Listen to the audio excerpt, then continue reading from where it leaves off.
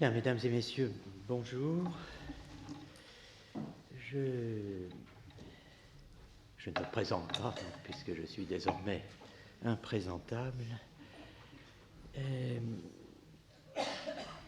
Et de toute façon, l'essentiel est inscrit au tableau. En 1177, un siècle exactement avant le syllabus de l'évêque de Paris, Étienne Tempier, condamnant 219 propositions philosophiques et théologiques et les interdisant d'enseignement à l'université de Paris, en 1177 donc, l'abbé Gautier, prieur de l'abbaye de Saint-Victor, entreprend de s'attaquer aux 4 labyrinthes de la France. Pierre Abélard, Gilbert de la Porée, Pierre Lombard, Pierre de Poitiers, contra quatuor labyrinthos Franciae. En fait, les labyrinthes sont 5. Le 5e est syrien. C'est Jean Damascène, mort en 749. Autrement dit, un grec. Magnus doctor Grecorum et novorum hereticorum. Ce 5e labyrinthe donne son sens et sa portée ultime au geste de Gautier. De fait, le très réactionnaire Victorin cible avec un flair d'une sûreté quasi médiumnique tout ce qui, sur le terrain choisi, fait aujourd'hui pour nous l'intérêt du XIIe siècle.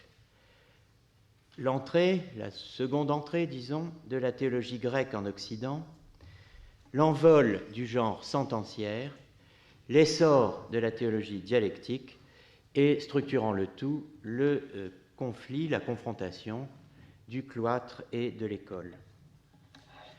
Le monstre caché dans le labyrinthe, le Minotaure, ou plutôt le Minocentaure, selon un mot hérité de Bède. La différence entre le Minotaure et le Minocentaure, l'expert en cryptozoologie que je suis l'éclairer immédiatement, c'est que le Minotaure est un homme à tête de taureau, tandis que le Minocentaure est un taureau à tête d'homme, plus aisément reconnaissable sur le plan de l'identité judiciaire. Donc le monstre caché dans le labyrinthe, le Minotaure, ou plutôt le Minocentaure, c'est la fausse trinité des nouveaux hérétiques et leur Christ imaginaire, Christus Fantasticus. La cible principale de Gautier est Pierre Lombard et, à travers lui seulement, Jean Damascène. L'exposition exacte de la foi orthodoxe, Ekdosis acribestes orthodoxou pisteos, qui circule aujourd'hui sous le titre abrégé De Fide Orthodoxa, a connu 2 traductions au XIIe siècle. Une partielle par Serbanus en Hongrie, avant 1145. Une complète en 1153-1154 par Bourgoin de Pise, Burgundio de Pise, mort en 1193, la Versio Burgundionis, la plus utilisée au Moyen-Âge, commandée au grand traducteur pisan par le pape Eugène III lui-même, selon ce qu'indique, ou comme en témoigne, si vous préférez, l'incipit du manuscrit, d'un des manuscrits de la Versio Burgundionis, qui est édité par Beuthardt.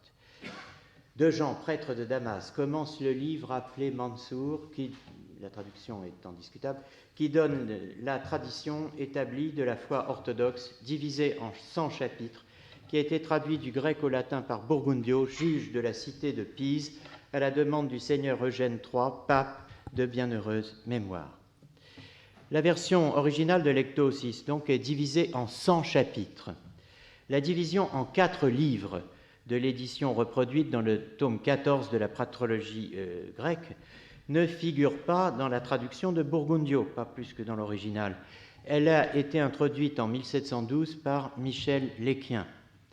Ce n'est pas non plus celle qu'ont connue les scolastiques, dont la quadripartition s'est imposée à partir du XIIIe siècle pour tout le Moyen-Âge tardif, avec l'introduction du découpage de la Versio Burgundionis par Philippe le Chancelier, dont il était question hier, au moment de notre séquence musicale et musicologique. Donc un découpage en 4 sections sur le modèle assumé des 4 livres des sentences de Pierre Lombard.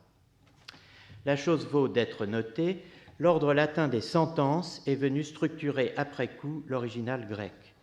Ce feedback des sentenciers sur l'exposition des Fide Orthodoxa, facteur ajouté de systématicité, est d'autant plus remarquable que ni Serbanus, le premier traducteur, ni Pierre Lombard, le premier utilisateur, ne traduisent pour l'un, ne citent ou n'allèguent pour l'autre, de passages extérieurs au chapitre 45-52 des 100 chapitres.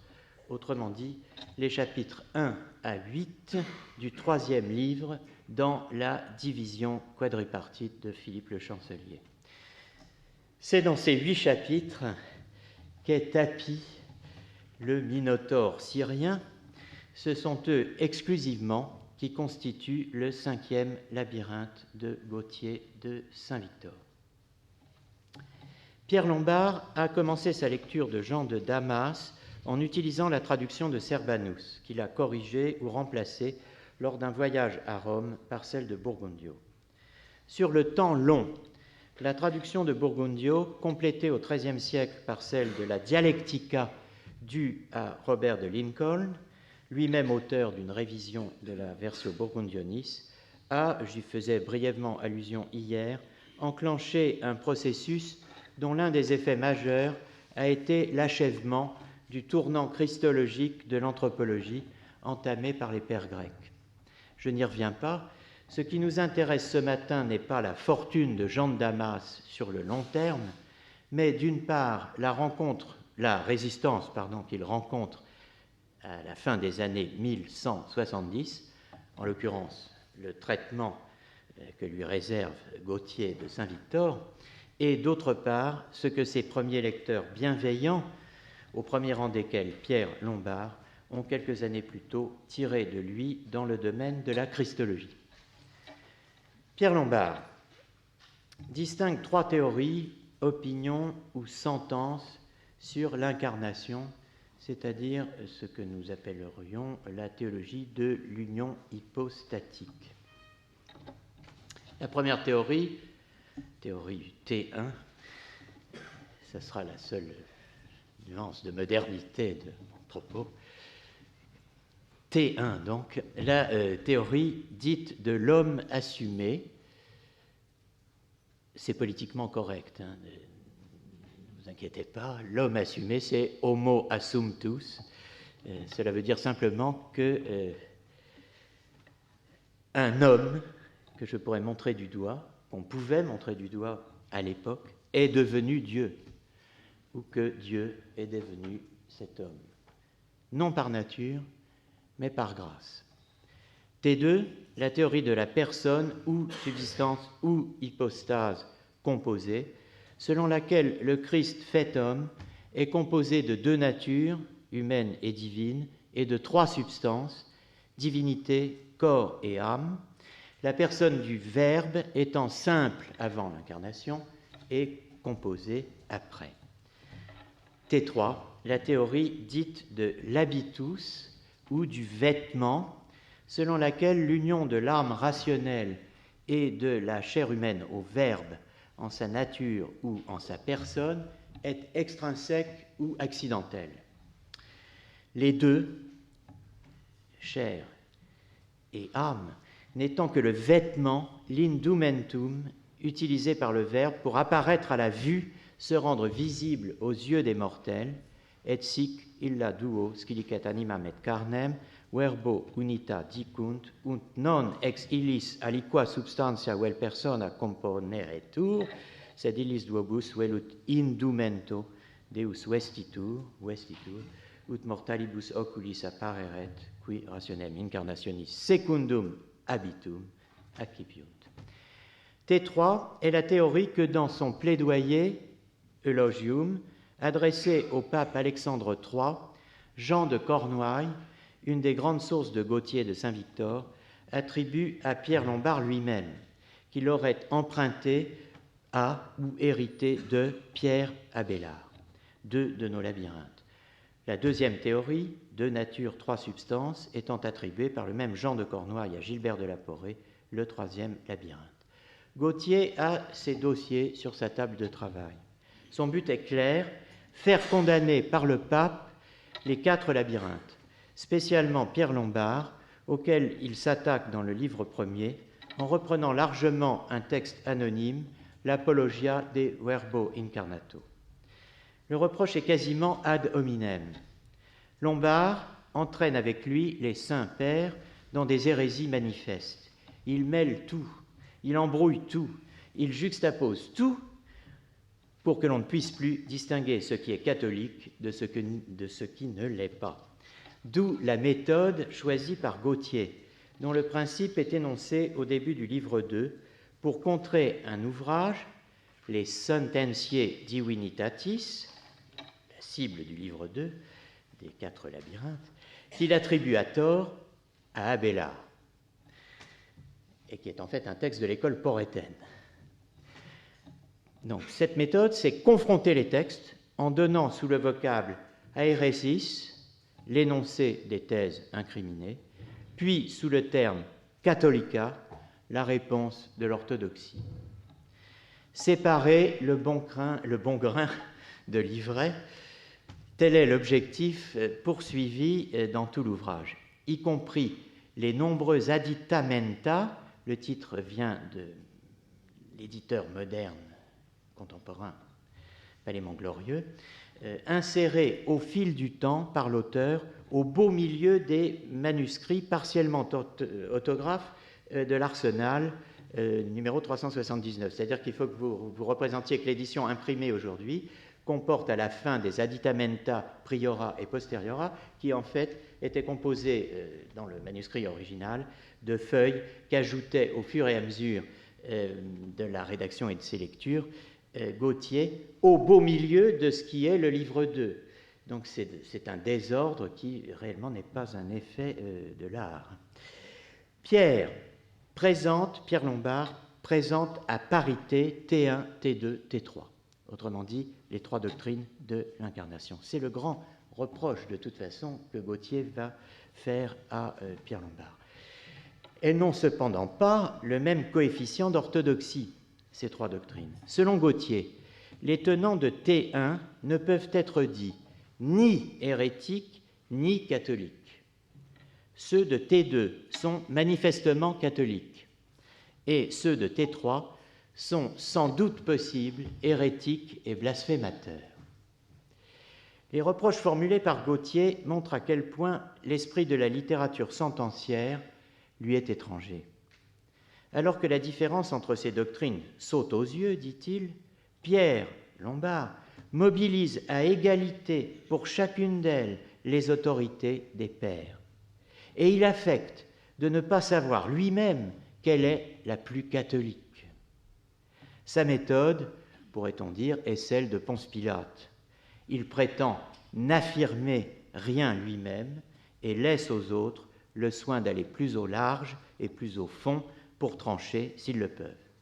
Et Gautier de citer à charge le passage de la distinction 7.3, paragraphe 3 de Pierre Lombard, qui explique que, avec beaucoup de soin, suivant les sentences des différents auteurs, il a traité de la question absque assertione et praejudicio, sans assertion ni préjugé, c'est-à-dire sans rien affirmer lui-même et sans préjuger de la meilleure sentence.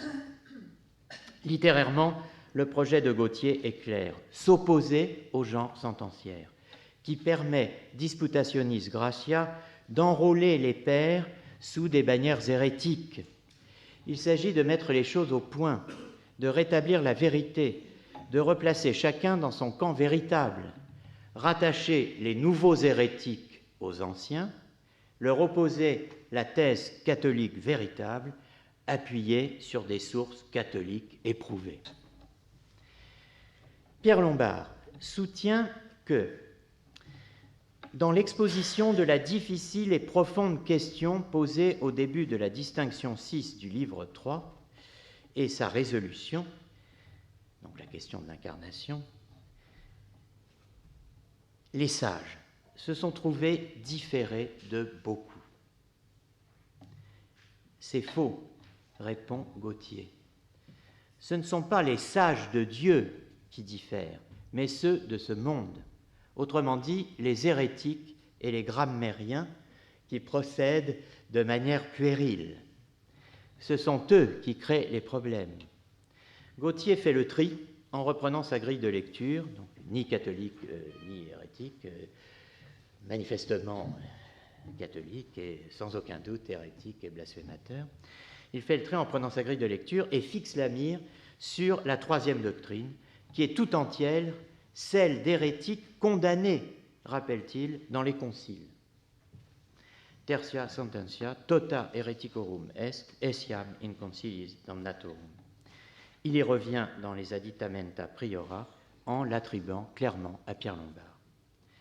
Gautier balaie la défense préventive de Pierre, l'argument du absque assertione et praejudicatio tractavi, en rappelant que tout récemment, le pape Alexandre a nommément condamné les sentences de Pierre parce qu'avec ses arguments, ceux d'Arius, de Sabellius et des nouveaux hérétiques, elle a permis la recrudescence de l'erreur diabolique consistant à affirmer que le Christ n'est rien selon qu'il est homme.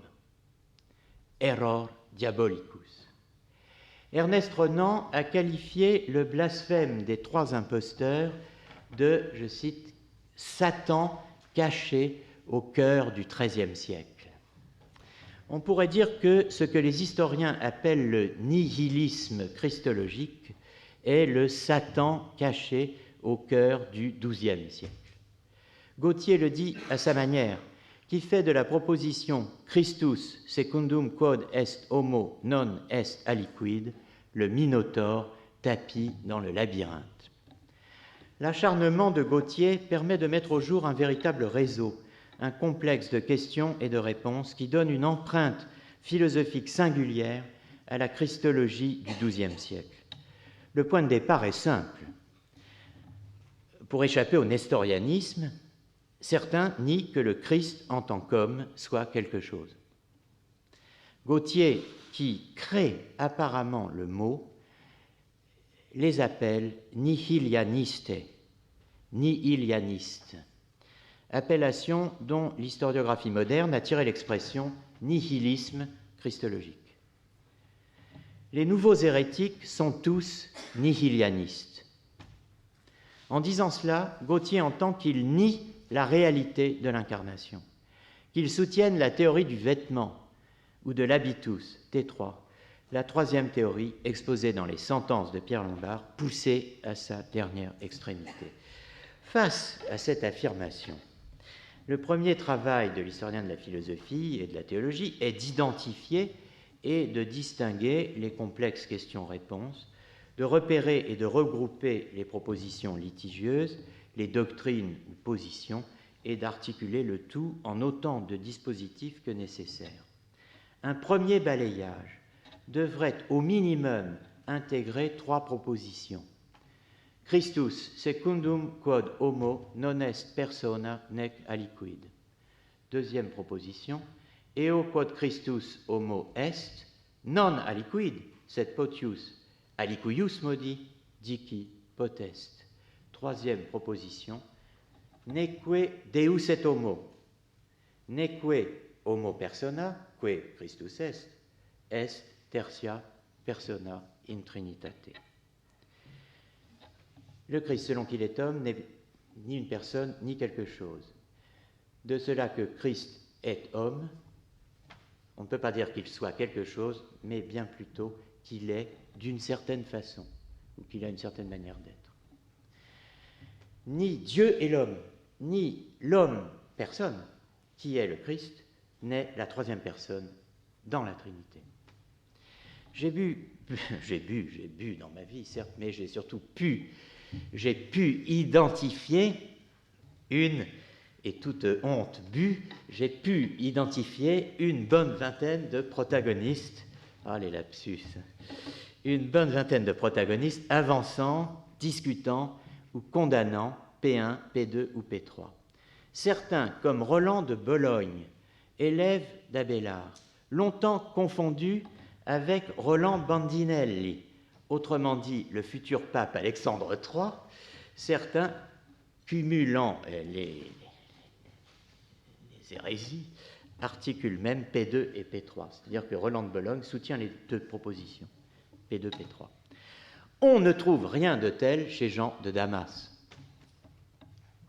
Pourtant, Gautier fait de lui le grand docteur des Grecs et des nouveaux hérétiques lui-même.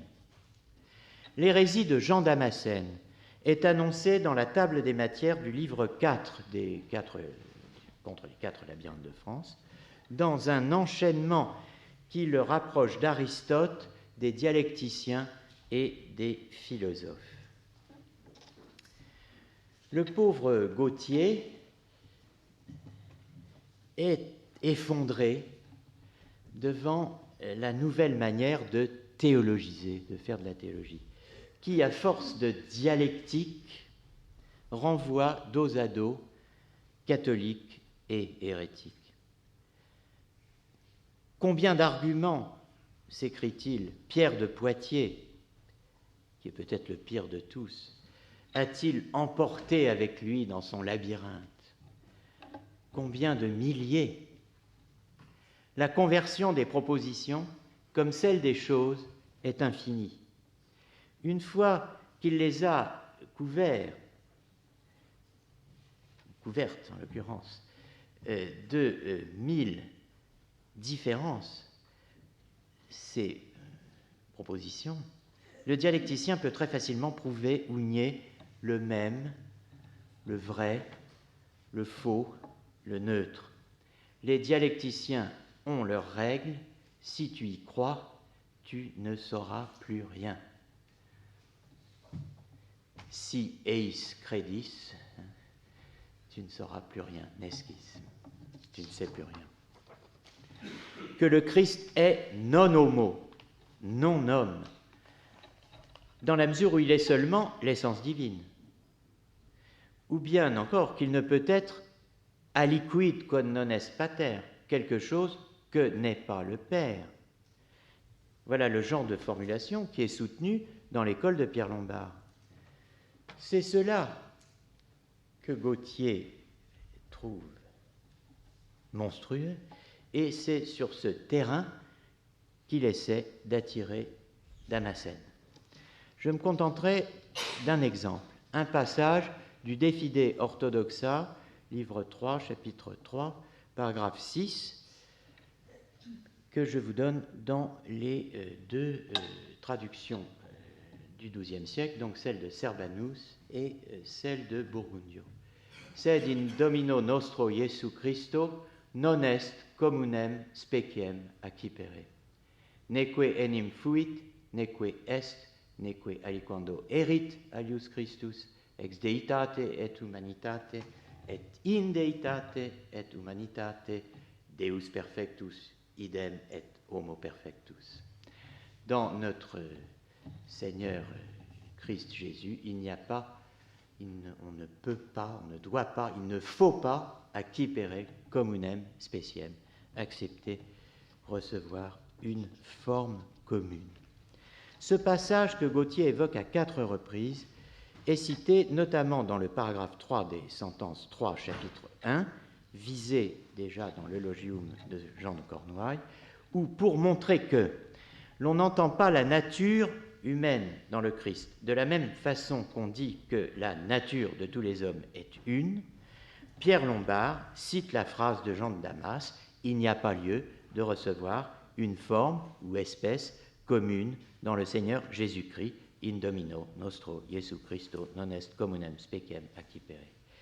Dans tous les textes où il évoque cette phrase, Gautier lui ajoute « mais il faut la recevoir dans Pierre », qui est pris comme le nom d'un homme quelconque, autrement dit, si vous voulez, dans tel ou tel homme.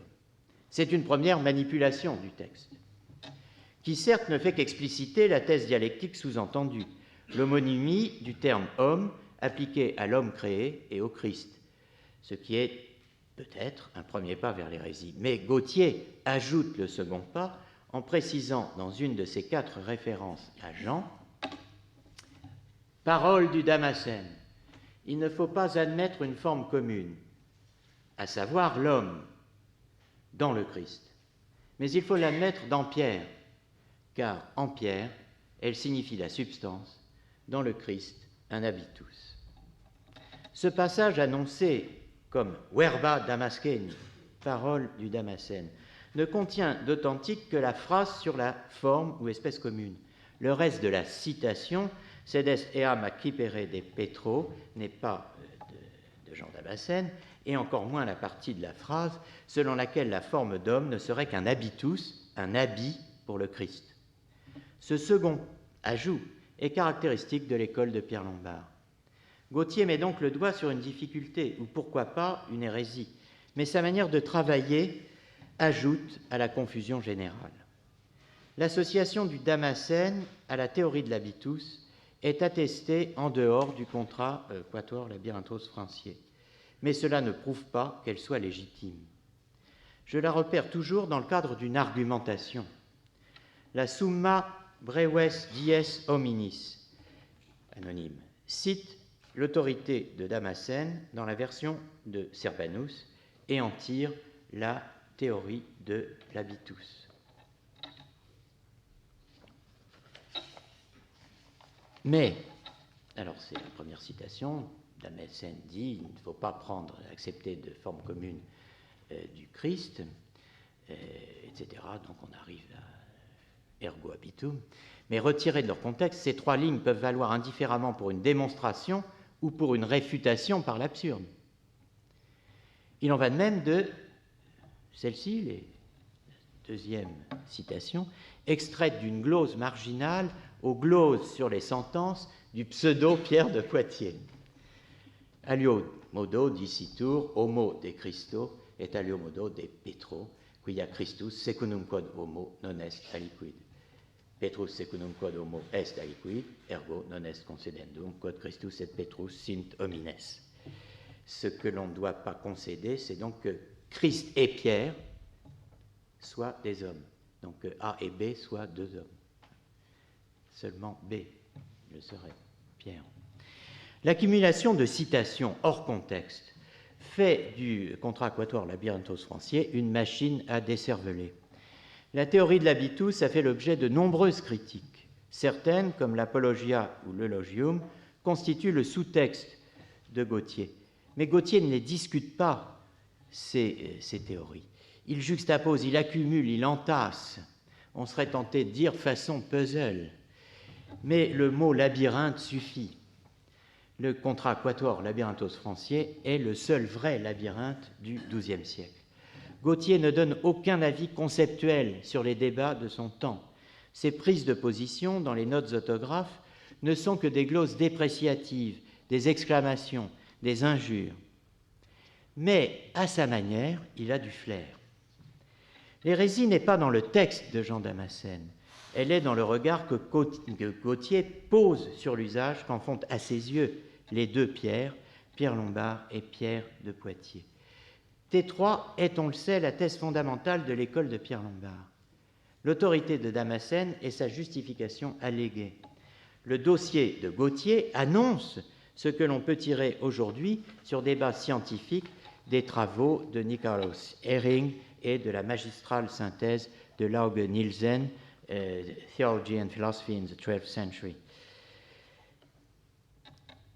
Gautier ne laisse rien échapper, de la théorie du vêtement, théorie de l'habitus, à la théorie du non aliquid sed aliquius modi.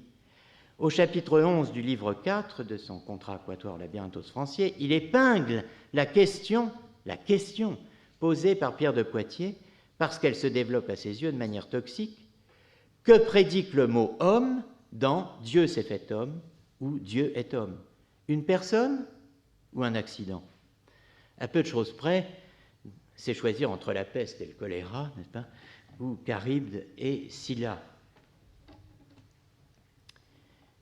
En effet, si on répond accident, eh bien, on devra soutenir que Dieu, non secundum quod est homo est aliquid, sed aliquius modi, que Dieu est homme, veut dire qu'il a une certaine manière d'être, et non pas qu'il est quelque chose.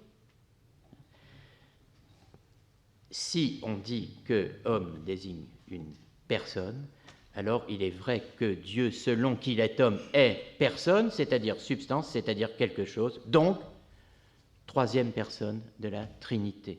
C'est le nestorianisme, il y a deux personnes, l'humaine et la divine, dans le Christ. Le texte qu'il cite disait « C'est bien pourquoi, selon diverses personnes, eh bien, il y a diverses façons de comprendre cette proposition. » Alors, pour Gautier, il faudrait soit fuir, soit répliquer, soit analyser, soit essayer de comprendre. Mais comment ? Gautier n'a pas de fil d'Ariane. Il ne connaît pas la logique. Il n'a que des obsessions. Le nihilisme est son obsession. C'est lui qu'il traque jusque dans les hérésies attribuées à Jean de Damas. Pour ce faire, il lui suffit, à coup de citations tronquées ou de gloses péremptoires, de l'attirer dans l'orbe de la théorie du vêtement. C'est ce qu'il fait notamment dans les Additamenta Priora, en ouvrant l'explosif dossier du Triduum Pascal, la question Utrum in triduo mortis Christus fuerit homo, étant pour lui l'occasion d'intégrer Jean Damascène au bloc formé par Pierre Lombard et Pierre de Poitiers, en lui attribuant indirectement le patronage du quod non, ce qui est très drôle quand on connaît la suite de l'histoire. C'est ce qu'il fait encore en reprenant la question connexe, capitale pour l'histoire de la théologie, puisqu'elle fait intervenir l'ubiquité du Christ, en enfer, à la droite de Dieu, sur la croix, un thème luthérien, et la distinction totus totum qui deviendra l'extra calvinisticum. Gautier ne comprend rien à la distinction totus, masculin, totum, neutre, qu'il aborde à plusieurs reprises. Comme d'habitude, son commentaire est de pure réaction. Ubi in toto veteri et novo testamento, uius modi deliramenta invenuntur.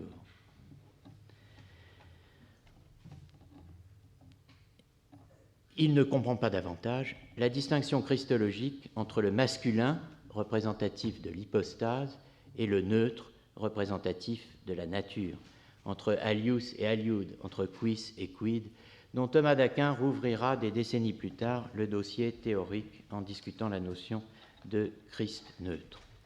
La manœuvre suprême de Gautier, qui se veut confrontation explicite de la théologie grecque et de la théologie latine, survient au folio 50 VB du manuscrit de l'Arsenal. Elle a trait à la théologie trinitaire. Cette confrontation, proposée sous le titre prometteur Augustinus de Trinitate contra falsam Trinitatem Ioannis Damascheni, cette confrontation donc aurait pu donner lieu à une discussion épocale, un grand moment d'intelligence, disons, dans la Translatio Studiorum, faisant s'affronter sur le terrain supposé archétypique du XIIe siècle la question des universaux, les deux modèles, l'occidental et l'oriental de la Trinité. Comme l'a montré Richard Cross, le problème de la Trinité croise en effet celui de l'universel, au sens où, sur une base commune, l'affirmation que l'essence divine est un objet numériquement singulier présent en totalité en chaque personne divine, le Père, le Fils et l'Esprit, tradition grecque et tradition latine s'opposent. La première tradition, représentée par Grégoire de Nice et Jean Damascène, fait de cet objet, l'essence divine, un universel. La seconde, représentée par Augustin et Thomas d'Aquin, lui refuse ce statut pour la raison qu'un universel étant divisé dans les particuliers ne saurait être numériquement un. On a dans le Contra Quatuor Labyrinthos Franciae la donne initiale. On a la première main d'une partie complexe qui durera plusieurs siècles, le temps pour la théologie grecque de se faire partiellement reconnaître et accepter en Europe. Là encore, Gautier de Saint-Victor a toutes les pièces du dossier. mais l'accusateur n'est pas à la hauteur de la circonstance ni de l'enjeu. Il n'y aura pas de discussion épocale, il n'y aura qu'une opération de police bâclée. Sous le titre Augustinus de Trinitate contra falsam Trinitatem Ioannis Damascheni, on a en fait une attaque groupée à la fois contre Pierre Lombard et Jean Damascène, Pierre Lombard restant la cible principale. Pierre Lombard soutient une thèse claire au livre 1, distinction 19, chapitre 9 de ses sentences, le rejet de 3 hypothèses. Si les 3 personnes font une seule essence divine, ce n'est ni selon la cause matérielle, ni selon un type de complexion, ni comme le genre est prédiqué des espèces ou comme l'espèce est prédiquée des individus, c'est-à-dire le contenant de ce qu'il contient, le plus grand de choses plus petites. Puis il pose que certains exégètes catholiques de la Sainte Écriture ont rapporté dans leurs écrits, où il semble indiquer, semble s'opposer, n'est-ce pas? À cela semble s'opposer ce que certains exégètes catholiques de la Sainte Écriture ont rapporté dans leurs écrits, où il semble indiquer que l'essence divine est quelque chose de commun et d'universel comme l'espèce, tandis que les 3 personnes sont 3 êtres particuliers, 3 individus qui diffèrent par le nombre. Il mentionne alors, Pierre Lombard, Jean de Damas, marque sa position dans le monde grec, rappelle que son traité sur la Trinité a été traduit à la demande du pape Eugène et cite 2 arguments qui montrent clairement que la substance est universelle, tandis que l'hypostase est particulière, et que Dieu est une espèce ou forme, comme l'homme, que le Père, le Fils et l'Esprit Saint sont des individus, comme Pierre, Paul, et qu'ils diffèrent par le nombre, ce qui semble contredire la sentence précitée d'Augustin. Il y a donc 2 arguments de Jean Damascène que je dois sauter pour raison de temps. Que dire face à ce conflit? Quid ergo dicemus adec? Pierre Lombard répond qu'il faut s'en tenir fermement à la thèse d'Augustin, donc le rejet de l'essence divine universelle. Mais il ajoute que les propos de Jean de Damas peuvent s'entendre sainement, sane, si le lecteur est pieux et pénétrant. Il préférerait lui-même, je cite, pour leur explication, écouter les autres en silence, plutôt que donner en parlant l'occasion d'être dénigré par des hommes malveillants. Fin de citation. Il n'aura pas cette chance. Pierre justifie la différence entre les thèses d'Augustin et de Jean de Damas par la notion de transfert. Damascène transfère le langage de l'ontologie grecque à la théologie. Augustin ne le fait pas.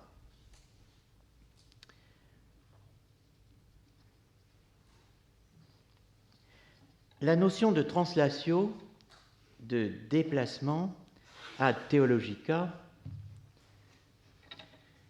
fondée sur une similitudo, est probablement une des notions, en même temps qu'une des problématiques les plus caractéristiques, les plus centrales, les plus communément partagées par toutes les écoles du XIIe siècle, au croisement de la logique et de la théologie, un croisement déjà marqué au début du XIIe par la nécessité d'accorder Augustin, Boès, Denis, avec Aristote et Porphyre. Je vous renvoie sur ce point aux travaux de Luisa Valente, qui s'exprimera d'ailleurs aujourd'hui. Dans les années 1160-1170, Gautier est le témoin, via Pierre Lombard, de l'arrivée de Jean de Damas, des pères cappadociens et plus largement des pères grecs dans le vieux dispositif. Un témoin qui, en l'occurrence, aurait bien gagné à être assisté, car ce témoin ne voit pas le vrai problème trinitaire. Il ne discute pas philosophiquement des mérites comparés des 2 théories, notamment du modèle de l'universel appliqué à la Trinité. Il ne regarde pas l'analyse qu'Augustin fait des thèses des Grecs, ni ne suit le scrupule du livre 7, chapitre 6, paragraphe 11 du De Trinitate d'Augustin, né nobis videatur suffragari, ne pas sembler user de partialité en faveur des nôtres, c'est-à-dire nous autres les latins, en examinant les formulations des Grecs. Il est partial et ne craint pas de l'être. Mais surtout, il ne voit pas la règle qui fonde la thèse d'Augustin, la regula Augustini, et ne voit pas que cette règle, C'est tout ce dont a besoin Pierre Lombard pour déclarer saine, c'est-à-dire augustino-compatible, la position de Jean de Damas. Pour Pierre, en effet, la meilleure justification du premier argument de Pierre Lombard, de Jean Damascène, disons, en faveur de sa thèse, c'est que l'essentia divina dicta est universale, quia de omnibus personis simul et de singulis separatim dicitur, qui n'est rien d'autre que ce que j'appelle la règle d'Augustin. En effet, c'est une formulation que vous trouvez rigoureusement en toutes lettres dans le De Trinitate 5, 8, 9.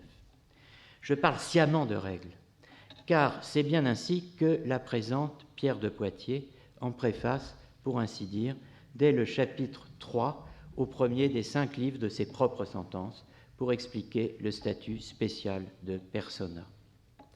Gautier ne va pas si loin. Il n'affronte pas le Minotaure dans le labyrinthe. Il n'entre pas en discussion logique argumentée. Il argumente ad hominem. Il s'en prend à Pierre Lombard pour dire qu'il a présenté les hérétiques comme des exégètes catholiques et qu'il a dévoyé complètement les thèses des vrais catholiques pour dissimuler leur incompatibilité avec celle de ses héros. Bref, il a subrepticement inversé les normes. Gautier perçoit la nouveauté du vocabulaire grec, mais il ne sait rien et ne peut rien deviner de l'opposition que Jean Damascène a construite entre le langage théorique des pères et celui des philosophes, ceux qu'il appelle les philosophes du dehors, oi exo philosophoi, à savoir les païens extérieurs à la communauté chrétienne. Gautier ignore l'opposition binaire, non philosophique, proprement théologique, tracée par Jean de Damas entre le bloc essence, nature, forme, espèce d'une part, et le bloc particulier, individu, personne, hypostase de l'autre. C'est cette doctrine exposée dans la Dialectica qui est appliquée dans le De Fide Orthodoxa et citée par bribes chez Pierre Lombard ou Pierre de Poitiers. C'est celle qui reste inaccessible à Gautier.